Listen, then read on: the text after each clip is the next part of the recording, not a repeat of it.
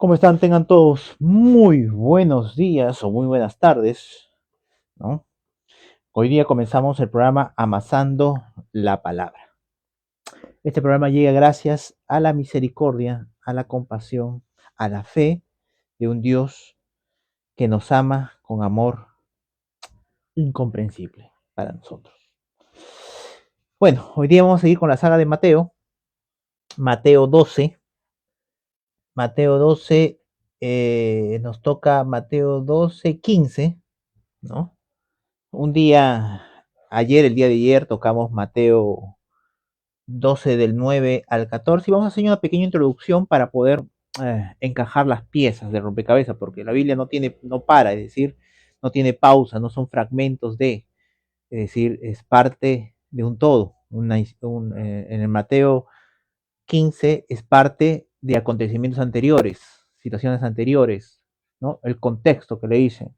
Entonces, para poder de alguna manera contextualizarlo, lo que vamos a leer hoy día, Mateo 12:15, vamos hasta el Mateo 12:9 al 14, una pequeña introducción, ¿no?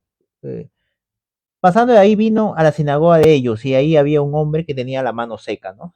Entonces, podemos ver ayer, ¿no? Que el hombre tenía la mano seca, los fariseos lo cuestionaban, ¿no? Le cuestionaban a Jesús y querían ver a ver si sanaba al hombre de la mano seca para tener algo que decir contra ellos, ¿no? Jesús le dice hipócritas, ¿no? ¿Cuántos de ustedes en el día de reposo, si su oveja cae en un hoyo, la sacan del hoyo?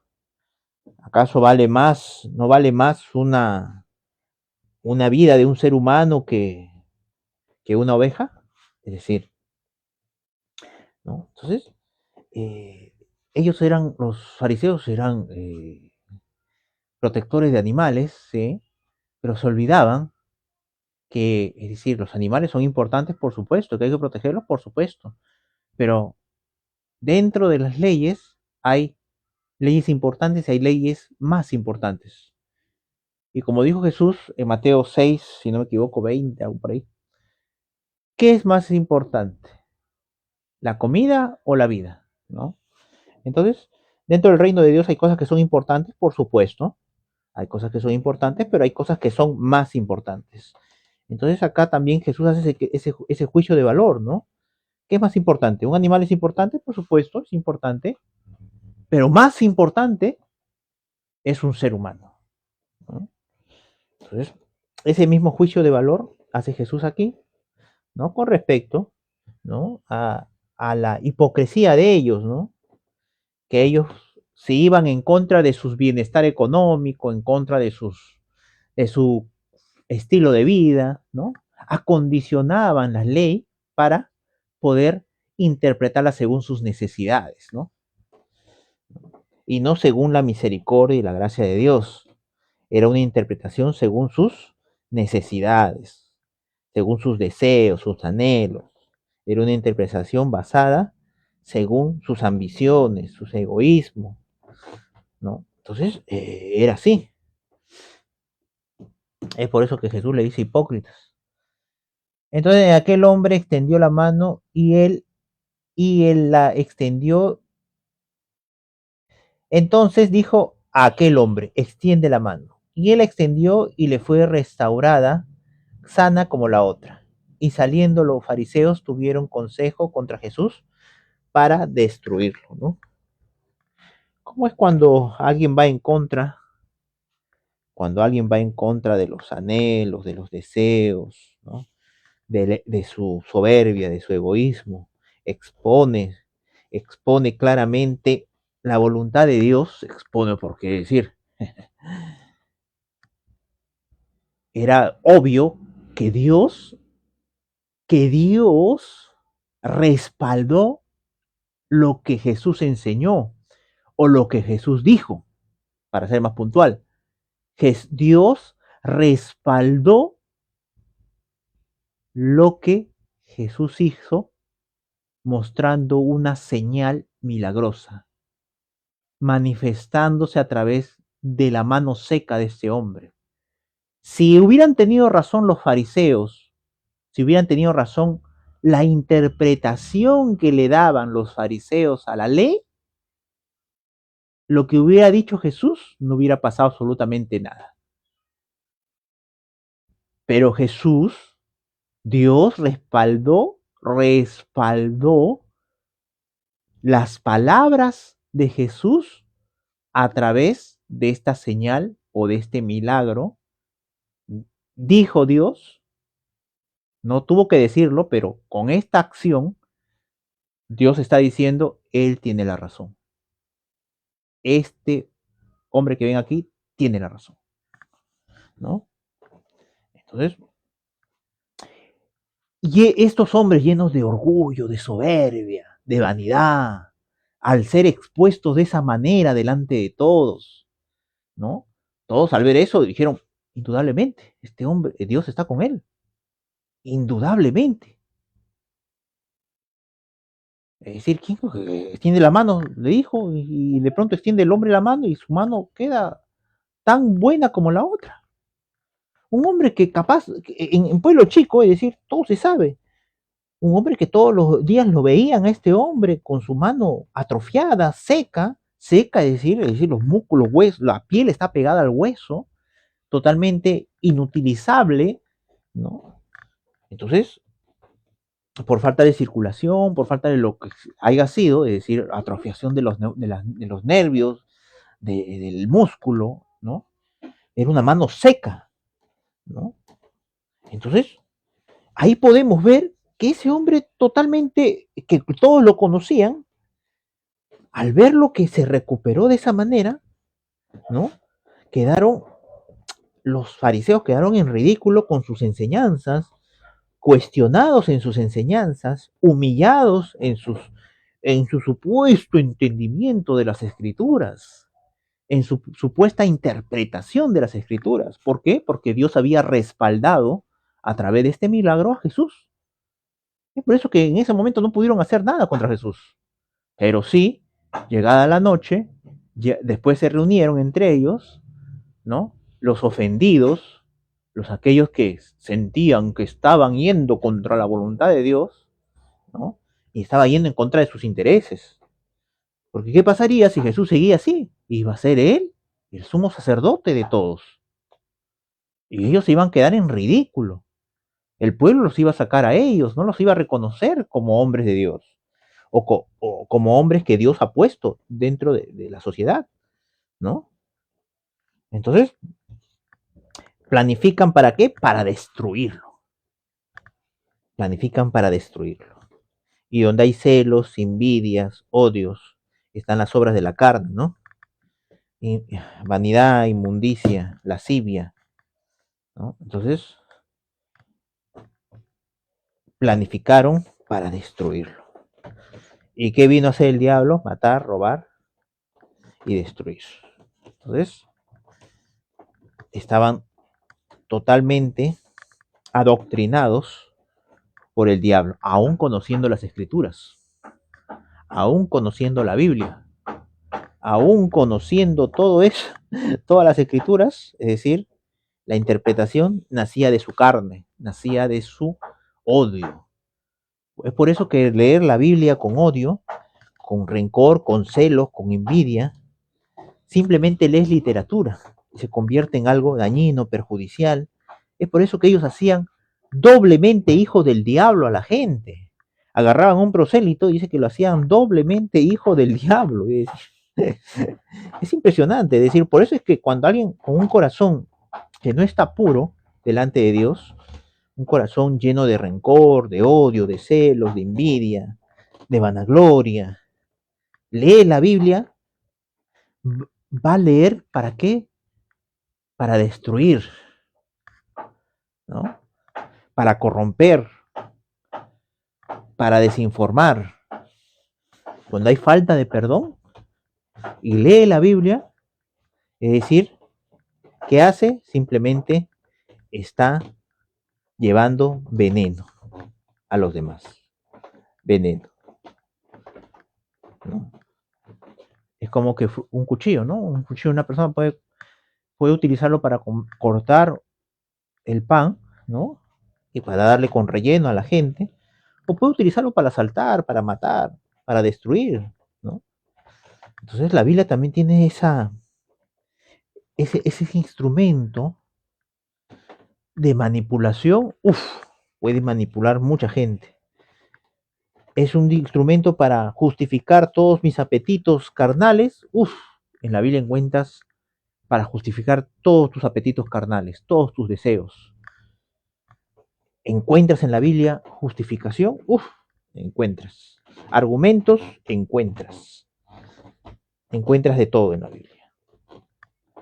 Es por eso que la Biblia, Jesús cuando leyó el libro, cuando le dieron el libro, él salió de un ayuno de estar 40 días en el desierto y lleno del Espíritu Santo, dijo, el Espíritu de Dios está sobre mí.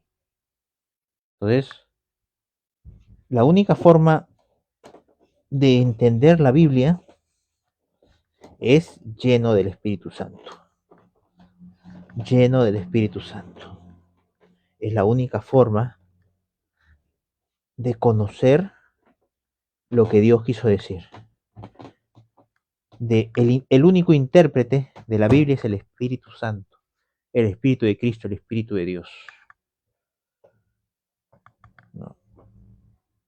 Es, los fariseos, los intérpretes de la ley, los saduceos, ¿no? De pronto le preguntan a Jesús, le dicen Señor, le traen Señor, había una mujer que se casó con el hermano, que se casó con uno de los 7 hermanos, ¿no? Y este murió y no le dio descendencia, se casó con el otro, y así sucesivamente con los 7, creo, o con los 5, si no me equivoco. Dime, ¿de quién será mujer en el día de la resurrección, no?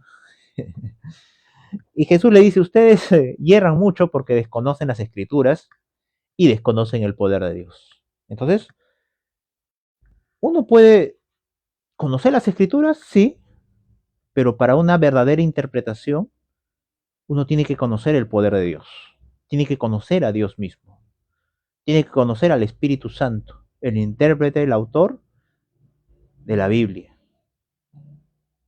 Entonces, ¿cómo yo llego a una interpretación correcta? La única manera es siendo lleno del Espíritu Santo. Que el Espíritu Santo me lo diga.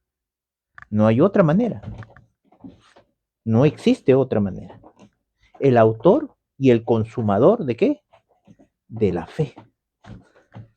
Juan 14, ¿no? Dice, y el Espíritu Santo les hará decir las cosas que habrán de venir.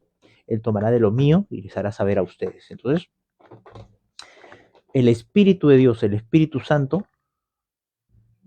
es aquel que nos da la interpretación correcta sobre lo que Dios quiso decir conforme a las escrituras, ¿no? Entonces, ellos entendían, comprendían y decían, ¿no? Como hemos visto pasajes anteriores, no es lícito, ¿no? Sanar en el día de reposo. No es lícito, decían. Interpretaban, entendían, comprendían que eso era, decir, lícito, ¿no? Pero si Dios tiene misericordia de ese hombre, ¿quiénes somos nosotros? ¿Quiénes somos nosotros si Dios extiende su mano? ¿Acaso las leyes se sujetan a Dios? ¿O Dios hizo las leyes para los transgresores? Dios no se puede sujetar a sus propias leyes. Dios hizo las leyes, que Él es el superior, es el rey, que Él es el todopoderoso. Él hizo las leyes para los transgresores. Él no es transgresor. Efesios, si no me equivoco, Efesios dice eso. Las leyes fueron hechas para los transgresores. El siervo escogido, dice. Vamos al Mateo 12:15. Sabiendo esto Jesús, se apartó de allí y le siguió mucha gente. Entonces, los fariseos lo querían matar a Jesús, ¿no? Planificaban destruirlo a Jesús. Sabiendo esto Jesús, ¿qué dice?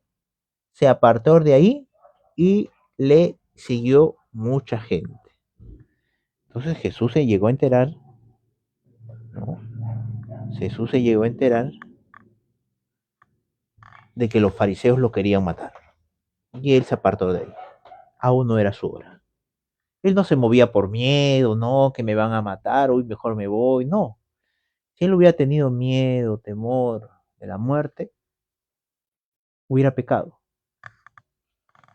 Él no tenía miedo de ellos. Y lo demostró cuando en Getsemaní él esperó a que vinieran por él. Llegó mi hora, dijo. Ahora sí. Este es el día. Esta es la voluntad de Dios. Esta es la hora de Dios. ¿Ves? Ahí podemos ver que Jesús se aparta, ¿no? Llevado por el Espíritu Santo, por supuesto.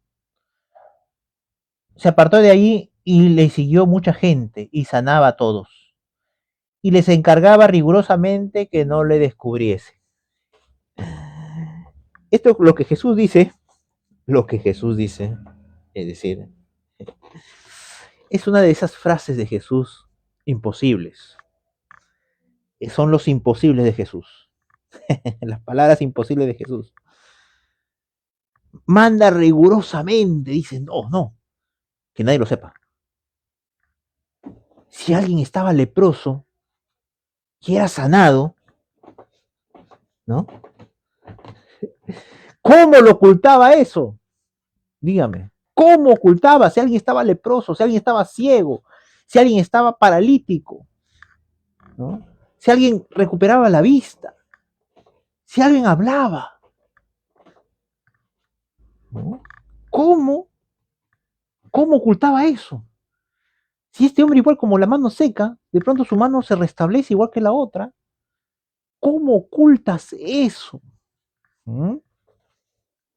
¿Cómo ocultas eso? Es imposible. Es por eso que Jesús tomó el ejemplo, por eso le digo, son los imposibles de Cristo. Son los imposibles de Cristo. ¿Por qué? Porque cuando uno prende un foco, a ver, el zócate de un foco, ¿dónde lo pones? Debajo de la mesa, ¿no? Lo pones dentro de una caja, ¿no? Acá, a ver, voy a poner el foco, voy a poner acá debajo de la mesa, lo pones debajo de la cama, pones un zócate para poner un foco ahí debajo de la cama. Dice, a ver, en esta amplia sala, voy a poner el foco, voy a poner el zócate del foco, el foco lo voy a ubicar, a ver, debajo de la vitrina. Y el clic, lo machucas el clic y podés ver debajo de la vitrina. Es decir, nadie pone un foco, o en la época de Jesús la lámpara, nadie prende una lámpara para ponerlo debajo de la mesa. Nadie en su sano juicio, en su sana razón, a menos que esté buscando algo debajo de la mesa, por supuesto. Pero en su sano juicio, para estar en la sala, nadie prende una lámpara o prende un foco, ¿no? Para ponerlo en un lugar que no sea necesario, sino uno lo pone en un lugar alto para que alumbre toda la sala o todo el ambiente donde uno está, ¿no? Entonces, es el mismo sentido, son los imposibles de Jesús. Jesús agarra, comienza a sanar, leprosos, ciegos, sordos, mudos, paralíticos, muertos, resucitan. ¿Y cómo puede, es decir, cómo se oculta eso? ¿Cómo se oculta eso? Y les encargaba rigurosamente que no decían. ¿Se acuerdan cuando sanó a dos ciegos? Y también les dijo rigurosamente, les encargó que no lo dijeran, pero ellos dicen que esparcieron la noticia más rápido.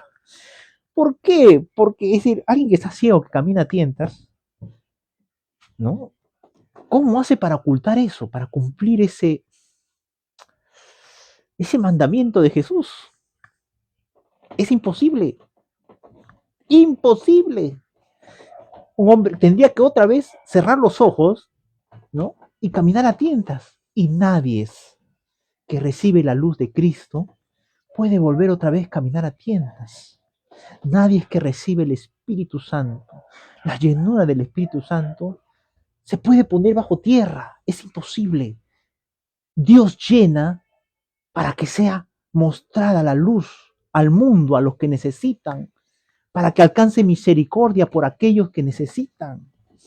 aquellos que necesitan ayuda, esa luz es llenada, esa lámpara es llenada de aceite, llenada del Espíritu Santo, esa vida es llenada del Espíritu Santo, para que ilumine a aquellos que no tienen luz, para que sean sanados, libertados, oprimidos. Como dijo Jesús, el Espíritu de Dios está sobre mí por cuanto me ha ungido para dar buenas nuevas. Me ha enviado a sanar a los quebrantados de corazón, a pregonar libertad a los cautivos, a dar vista a los ciegos, a pregonar libertad a los oprimidos, a predicar el año agradable del Señor. Entonces, esa luz de Jesús, es decir, eh, es imposible de que se oculte. Esos sanados que eran sanados, esas personas que eran sanadas por Jesús, era imposible que se oculte. Es por eso que Jesús ahí habla de un imposible, por más que les hubiera dicho, por más que les dijo rigurosamente, mira, rigurosamente, les encargó rigurosamente que no lo descubriesen, era imposible. Para eso tuvieran que mentir. ¿Y quién te sanó? ¿Fue Jesús? Tenían que mentir, ¿no? Después de haber recibido la gracia y la misericordia de Dios, ¿quién miente? ¿Entiendes? Son los imposibles de Dios. Son los imposibles de Dios. Por eso, por los frutos lo conocen a las personas. Por los frutos. No puedes recoger espinos y cardos de un árbol de manzanas, ¿no? Es imposible. Hay una nueva naturaleza que clama Abba Padre. Y en el 17, en Mateo 12, 17 dice, para que se cumpliese lo dicho por el profeta Isaías cuando dijo, ¿ya? Él lo dijo para que se cumpliese, dice, ¿no? Según el que narra la historia. Él lo dijo estas palabras para que se cumpliese lo dicho por el profeta. Tenía que cumplirse la escritura y él lo dijo para que se cumpliese. Ah, ahí es un punto importante. He aquí mi siervo, a quien he escogido, mi amado, en quien se agrada mi alma. Pondré mi espíritu sobre él, y a los gentiles anunciará juicio. Entonces, muchos intérpretes podían leer y decir, a los gentiles anunciará juicio, a esos perros, esos bastardos, a esos que están separados de Dios, que no son pueblo de Dios. Interpretaban según su envidia, según su racismo, según su celo, según su odio, interpretaban y decían que los gentiles, Dios los iba a castigar. Pero el juicio de Dios está basado en su misericordia, en su gracia. Eso ellos no entendían.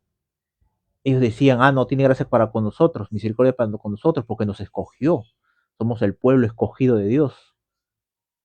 Pero cuando Dios habla que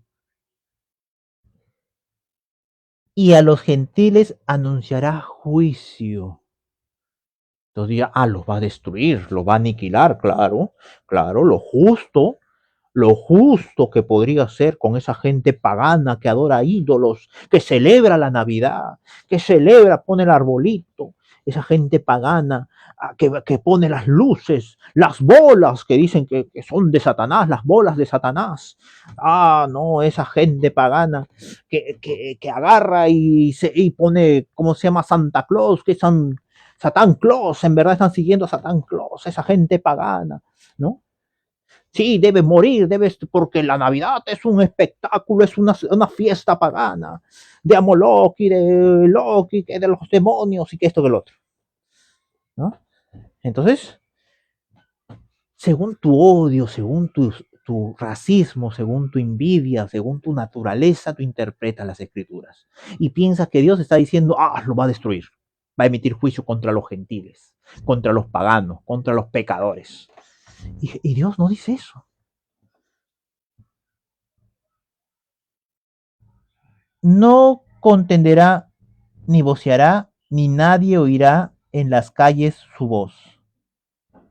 no contenderá, dice, no contenderá, ni voceará, ni nadie oirá en las calles su voz. El sonido apacible del Espíritu Santo, el sonido apacible de la misericordia de Dios. Por eso él dijo, el Espíritu de Dios está sobre mí, por cuanto me ha ungido, ¿para qué? Para dar buenas nuevas, no contenderá. ¿Ha venido a traer qué? Misericordia, gracia, el año agradable del Señor, el año de la misericordia y de la gracia. Igual como Pablo, siendo Pablo un fariseo de fariseos, ¿no? Cuando es lleno del Espíritu Santo, entra a un lugar donde adoraban ídolos. Había un ídolo por acá, la serpiente, un ídolo al lagarto, un ídolo a la suegra. Pucha, estos son bien paganos, decía, la suegra adoran, qué asco, decía, ¿no? Entonces, había un ídolo para todo en ese lugar. Y de pronto había un altar que decía al Dios, con un rótulo que decía al Dios que no conocemos. Y él agarra, se acerca y dice, "Ah, de este Dios vengo a predicarles". Imagínense, un judío no podía entrar en un lugar tan pagano como ese. Se contaminaría. Ay, no, qué asco, me contamino con los paganos, con los mundanos. Era una fiesta que estaban realizando los paganos a sus dioses. ¡Ah, qué asco! Ay, con tono afeminado decían, ay, qué asco, no, qué asco. Imagínense. Pero Pablo, lleno del Espíritu Santo, ingresó, porque él es luz, en medio de las tinieblas, y vio esa oportunidad. Y actuó con misericordia y dijo, yo vengo a hablarles de ese Dios que ustedes no conocen. Y muchos se convirtieron, muchos creyeron en Jesucristo. Es por eso, esa es la gran diferencia de la misericordia de Dios. Ese es el juicio de Dios. La misericordia y la gracia se derramó.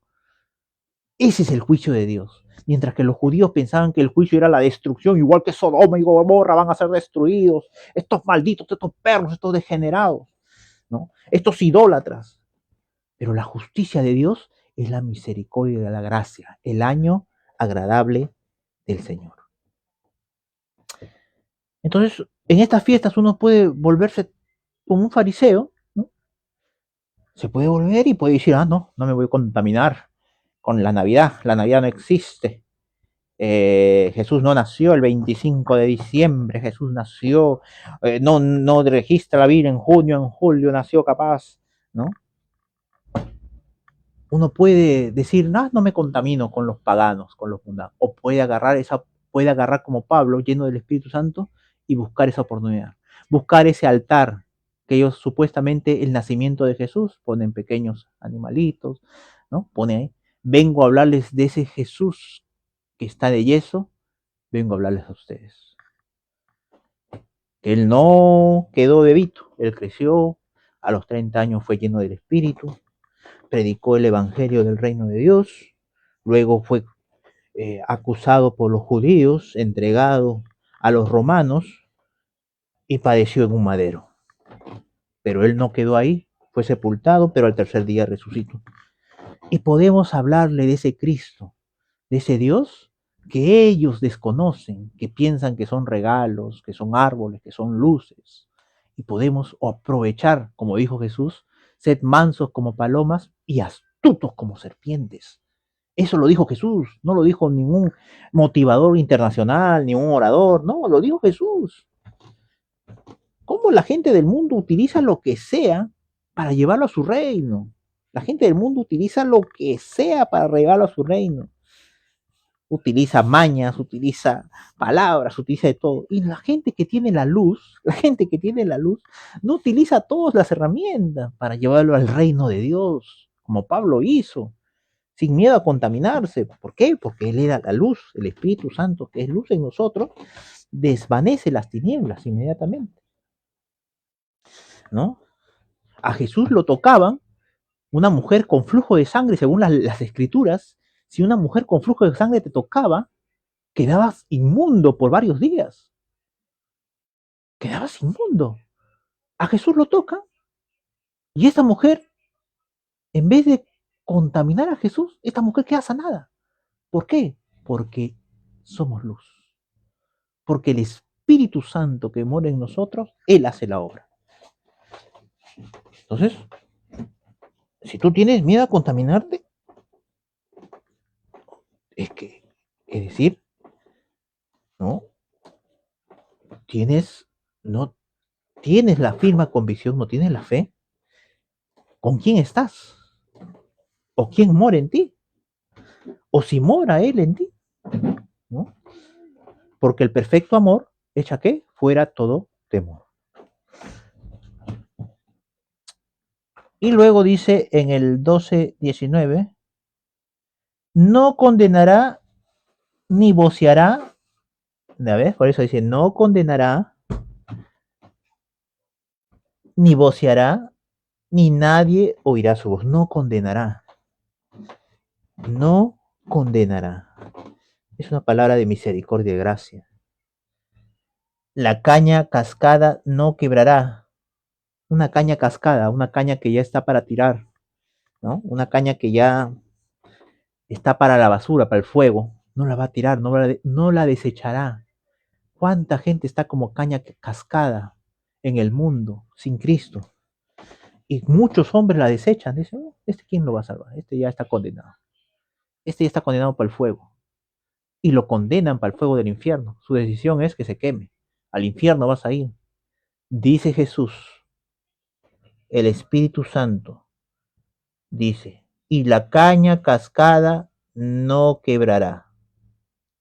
Y el pabilo que humea no apagará.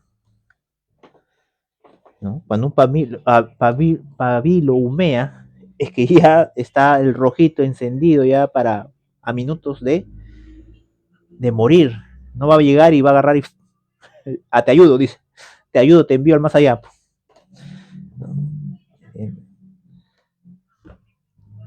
Hasta que, hasta que saque a victoria el juicio. Hasta que saque a victoria el juicio. ¿No? Hasta que saque ¿qué? A victoria el juicio. Hasta que venza. Él como abogado, él como abogado, es decir, va a sacar a victoria el juicio. Cuando un abogado gana, ¿no? El caso, saca a victoria el juicio lo saca a su favor, ¿no? Hasta sacar, ¿qué? No lo da por perdido, no lo da por acabado, sino hasta sacarlo por victoria. Y lo que es imposible para el hombre es posible para Dios. Lo que es imposible para el hombre es posible para Cristo. Y lo que es imposible para el hombre es posible para el Espíritu Santo. Para el Espíritu Santo dice la Biblia, no lo digo yo, que Él cuando venga, ¿qué? Convencerá. El Espíritu Santo nunca falla, Él convence. El Espíritu Santo, ¿qué? Convencerá. No capaz convenza, no quién sabe, un 50% convenza, no. El Espíritu Santo convence. Así de simple. Él es el poder de Dios, Él no falla. Él no falla, nunca falla. Él nunca ha fallado, nunca falla, ni nunca fallará. Él convence. ¿De qué? De pecado, de justicia y de juicio. De pecado por cuanto no creyeron en Él. Es decir, las personas se convencen. Hay muchas personas que se convencen que sí, sí, es Cristo, es Dios, sí. Pero, así como los fariseos decían, Nicodemo cuando se acercó a Jesús le dijo, sabemos, maestro, le decían rabí, sabemos que vienes de Dios. Y utiliza la palabra plural, sabemos, él y los demás fariseos, ¿no? Sabemos que vienes de Dios, porque las obras que tú haces es evidente que Dios está contigo. Entonces, ¿convenció? Por supuesto, los convenció. El Espíritu Santo siempre convence, pero su iniquidad, su maldad, su avaricia, sus celos, su ambición, ¿qué? Fueron en contra de lo que ellos veían, ¿no? En contra de ese convencimiento que dio el Espíritu Santo. Entonces, esa es la gran realidad, que convence al 100%, convence. Algunos convencen para vida eterna otros convence para castigo eterno. Así de simple. Lamentablemente es así. Él convence. Y hasta que saque a victoria el juicio. Y en su nombre esperarán los gentiles. ¿En su nombre esperará qué? Los gentiles. Así decían, ¿no? Y cuando alguien quiere interpretar según su odio, su envidia, su celo, su racismo, así van a esperar el castigo de Dios, el juicio de Dios les va a caer, esos gentiles idólatras malditos, que son unos animales, unos perros, que son unos animales, que son unas bestias, igual como las bestias del campo, ¿no? Y las aves del cielo. Entonces, ese concepto racista no nacía de parte de Dios, no era la interpretación del Espíritu Santo, sino era la interpretación del corazón del hombre, ¿no? Cuando se llena de soberbia, de orgullo, de vanidad, ¿no? Bien. Y cuando se olvidan de la misericordia, la fe y la justicia de Dios que tuvo para con ellos, no siendo nada, el pueblo de Israel fue sacado, ¿no? ¿De dónde fue sacado?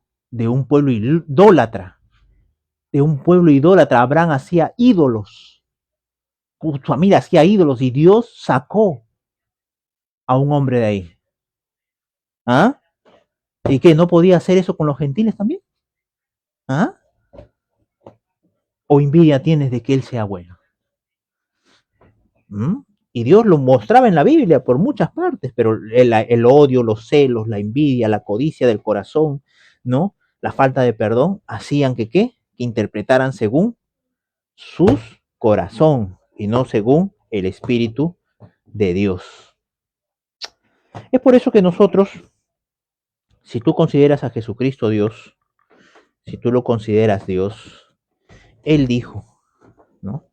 Él dijo en Juan 14, y el Espíritu, les conviene que me vaya, si no, no vendrá el Espíritu Santo.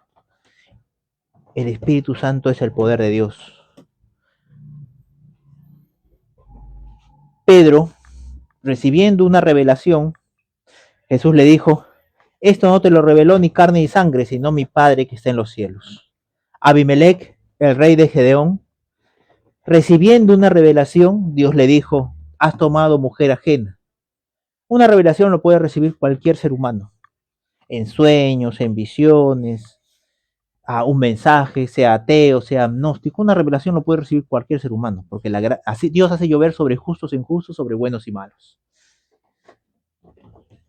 Pero Pedro al final, ¿qué hizo? Lo negó a Cristo, negó a Jesucristo, ¿no? Pero luego, cuando fue lleno del Espíritu Santo, cuando vino el Espíritu Santo en Pentecostés, y no solamente ahí fueron llenos, sino sucesivamente, constantemente, ¿no? Fueron llenos del Espíritu Santo. Esteban, lleno del Espíritu Santo, les dijo lo que le dijo a los fariseos, fue llevado a ser apedreado, mientras que era apedreado vio los cielos abiertos al Hijo del Hombre sentado a su diestra, ¿no? ¿Y qué dijo? Perdónalo, no le tomes en cuenta este pecado. Las mismas palabras que Jesús, que estaba lleno del Espíritu Santo. Jesús en el madero dijo, Señor, perdónalos porque no saben lo que hacen. El hombre, el hombre sin el Espíritu de Dios no sabe lo que es amar. El hombre sin el Espíritu de Dios no sabe lo que es amar al prójimo. Es imposible. Pedro, sin estar lleno del Espíritu Santo, negó a Jesús. Pedro, lleno del Espíritu Santo, nunca más volvió a negar a Jesús. Nunca más. Y murió crucificado diciendo, Jesús existe y Jesús me salvó. Él está vivo. Y murió, ¿qué? Murió. Entregó hasta la última gota de su sangre. Porque el amor no es un sentimiento, sino el amor es entrega. Cuando Jesucristo resucita, se encuentra con Pedro y le dice, Pedro, ¿me amas?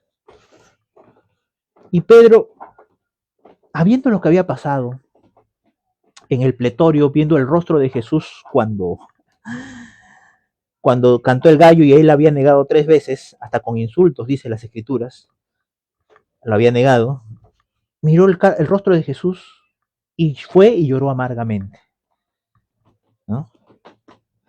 ¿Dónde está ese amor que me proclamaba Pedro? Que levantando la espada decía, Señor, contigo hasta la muerte. Por Esparta. No, por Esparta no, decía, por Cristo. ¿No?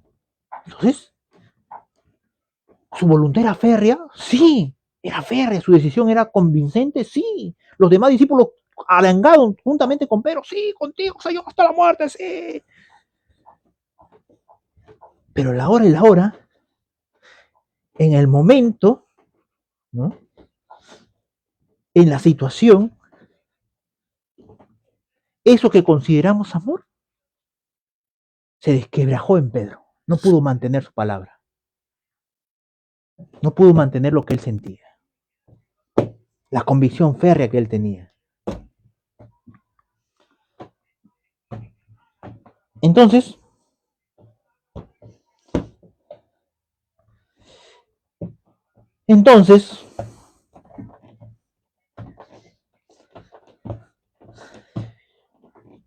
cuando Jesús se acerca a Pedro y dice, Pedro, ¿me amas? Pedro responde, Señor, tú lo sabes todo, tú sabes que te quiero, tú sabes que te tengo cariño,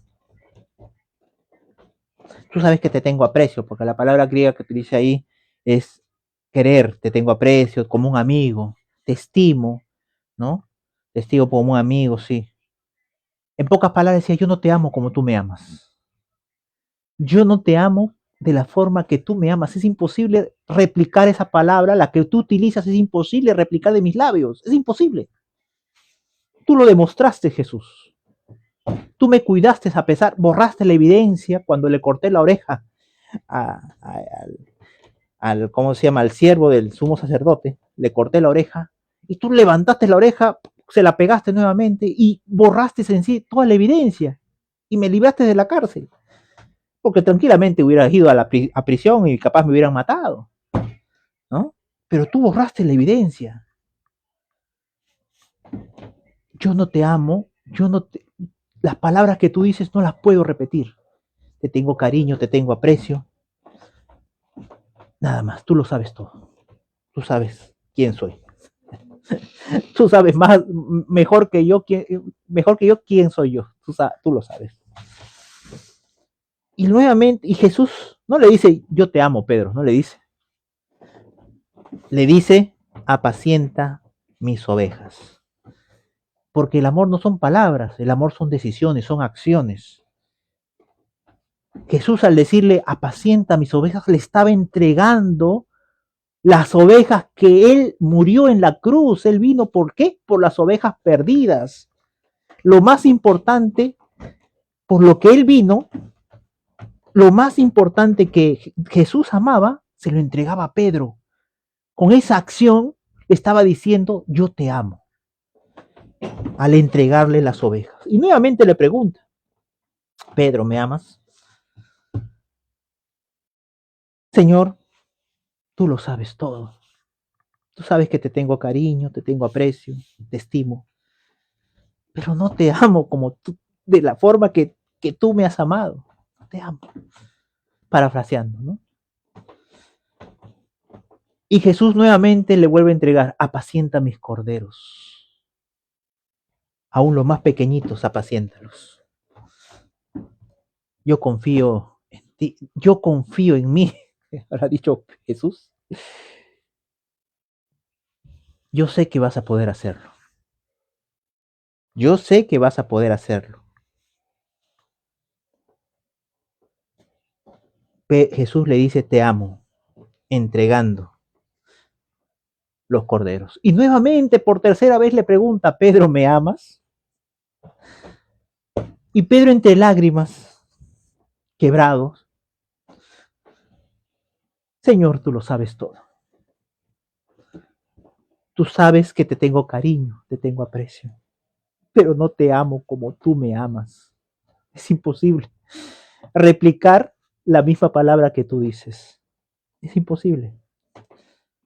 A pesar que te negué, tú estás aquí. Me hiciste un desayuno. A pesar que te negué, me estás dando las ovejas y los corderos. No te amo como tú me amas. Te quiero, te tengo cariño nada más. Y Jesús le dice, apacienta mis corderos. Entonces, el amor de Jesús, y Pedro reconoció sus carencias, esa es humildad. Es ser manso y humilde de corazón, reconocer quiénes somos delante de Dios, reconocer qué humanos somos delante de Dios. Y como Jesús dijo, sin mí nada podéis hacer. Es por eso que Jesús le dijo, y recibiréis poder cuando venga sobre ustedes el Espíritu Santo. Y recibiréis poder. Y no más serán cobardes, no más serán temerosos, no más tendrán miedo, sino serán como Cristo, con valor, con coraje, con pundonor. En mi nombre echarán fuera demonios, hablarán nuevas lenguas, pondrán las manos sobre los enfermos y estos sanarán. Y me serán testigos en Jerusalén, en Samaria, hasta lo último de la tierra. No le tendrán miedo a la muerte. Así escorpiones, ¿no? Hollarán escorpiones y serpientes. No le van a tener miedo a nada. A eso decía. No es que vamos a agarrar un escorpión, una serpiente, a ver, muérdeme, o aquel escorpión. No, decía eso. Que el temor va a desaparecer. ¿Por qué? Porque el Espíritu de Dios es la única forma de que alguien se salve. Sin el Espíritu Santo terminamos negando a Jesús en el trabajo, en el colegio, en las calles, con una mirada lasciva, con un gesto, con una acción, terminamos negando a Jesús. Por favor, Estefanía, terminamos negando a Jesús.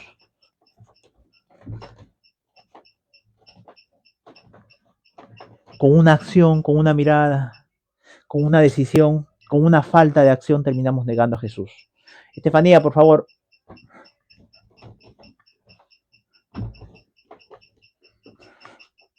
Entonces, Pedro nunca más volvió a negar a Jesús, nunca más. Sino que el Espíritu Santo, una cosa es tener revelación de parte de Dios y revelación lo puede tener hasta un rey pagano, hasta un mundano. Revelación lo puede tener, pero llenura del Espíritu Santo, ¿no? La llenura del Espíritu Santo son 3 puntos aparte. La llenura del Espíritu Santo son 3 puntos aparte. Pablo, lleno del Espíritu Santo, le dijo a este brujo, a este hombre, creo que se llamaba Cefas, creo, si no me equivoco, hijo del diablo y de toda condenación, paras perturbando los caminos rectos del Señor. Hoy vas a quedar a tientas, en tinieblas, ¿no? Y ese hombre quedó ciego. Pero muchas veces, mucha gente, sin estar llena del Espíritu Santo, le dice hijo del diablo a las personas, porque es más fácil tomar palabras que Dios no respalda. Pablo, lleno del Espíritu Santo, le dijo hijo del diablo y le dijo a través del Espíritu Santo que iba a quedar ciego esa persona. Y esa persona, ¿qué le pasó? Quedó ciega en ese instante. El rey se sorprendió. ¿Por qué? Porque es la confirmación, es el respaldo de Dios a sus palabras. ¿Tus palabras tienen respaldo de Dios? ¿O simplemente lo imitas, haces, las dices porque otras las dicen? ¿O porque leíste en las escrituras? Hoy sí, le dijo hijo del diablo, entonces hay que decirle hijo del diablo a todos. ¿O es porque Dios está contigo? Entonces, podemos ver ahí cuando Jesucristo dice, por eso es la diferencia cuando uno cree que Jesucristo es simplemente un maestro, como Nicodemo, rabí, maestro, o como el joven rico que le dijo maestro, ¿no? Maestro bueno, solamente hay bueno uno, es Dios. ¿No? Mientras que consideremos a Dios como maestro, como un gran filósofo, ¿no? Sus palabras no van a ser sugerencias, van a ser opiniones, van a ser debatibles sus palabras. Pero si consideramos a Jesucristo como Dios, sus palabras van a ser mandamientos. Sus palabras son mandamientos. ¿Por qué? Porque una palabra de una persona puede ser cuestionable, puede ser debatible, porque en esa persona no mora la perfección, pero de alguien perfecto su palabra que es eterna, es la misma de ayer, de hoy y de siempre. No varía por las circunstancias, por el estado de ánimo, no varía por el ambiente, no varía por ciertos cambios que hay a su alrededor, no varía, es perfecta. ¿Entiendes? Entonces, es por eso que cuando Jesús dice, más tú cuando ores, entra a tu cuarto, cerrada tu puerta, ora a tu Padre, ¿no? Ora a tu Padre. Si tú le crees a Jesús que Él es Dios, vas a obedecer lo que dice Él. Mas tú cuando ores, entra a tu aposento y cerrada la puerta, ora a tu Padre. Y tu Padre que está, no que posiblemente esté, no que capaz esté, no que quién sabe después de 3, 4, 5 horas, 6 horas, 10 horas, 40 días, va a aparecer tu Padre. No, dice ahí bien claro, Mateo 6:6, mas tu Padre que está en lo secreto, está, tiempo presente, que tiempo que está, desde el momento en que tú predispones tu tiempo, tú predispones tu corazón, Dios está ahí. Dios está ahí esperándote. Dios está ahí esperándote aún encima. Porque no dijo que va a venir Dios, sino que Dios está. Y tu Padre que ve lo que es en secreto, ¿qué? Te recompensará en público. La recompensa son 3 puntos aparte, es un tema extenso, ¿no? Pero toma lo que dice Jesús. Mas tú cuando ores, entra a tu cuarto y cerrada tu puerta, ora. Y habla con tu papá. Habla con tu papá. Porque una cosa es que recibas revelación. Y puedes haber recibido muchas cosas acá. Pero si tú no lo llevas a los pies de aquel que es el intérprete, el autor de la vida, de nada te va a servir. Simplemente lo que has recibido es conocimiento. Pero la fe viene por el oír y el oír la palabra de Dios de su propia boca. Y si tú vas al cuarto y cierras tu puerta, vas a oír la palabra de Dios de su propia boca. Hablando por boca, que Dios no tiene cuerdas vocales, que Dios es espíritu, todo Él es espíritu. Entonces, el hablar de Dios, capaz puede ser audible, lo puedas sentir como audible, o lo puedas percibir como audible, o puede ser de mil y otras maneras, como Él dice. Yo hablé de mil y muchas formas. Entonces, el hablar de Dios no es simplemente lo audible, que es parte de un todo, sí, que es una forma de comunicar algo, sí, pero al hablar uno puede comunicarlo de muchas maneras, al transmitir, al pasar información, lo puede hacer de muchas formas, ¿no? Entonces, te insto a que le creas a Jesucristo, ¿no? Porque te hace Mateo 6:6. Su palabra es verdad, Él es el camino, es la verdad y la vida. Es amasar la palabra. Amasando la palabra, leemos la palabra lentamente, atentamente y repetidamente. Es como amasar, ¿no? Es como amasar. Y meditar en Dios es estar con Dios, como dice el pastor TV Joshua. Lo pueden buscar en internet, en YouTube, pastor TV Joshua. Dios lo siga guardando, cuidando y protegiendo como siempre lo ha hecho y como siempre lo hará, para su gloria, para su reino y para su poder. Tengan todos muy buenos días. Nos vemos hasta una próxima oportunidad en Amasando la Palabra. Hasta luego.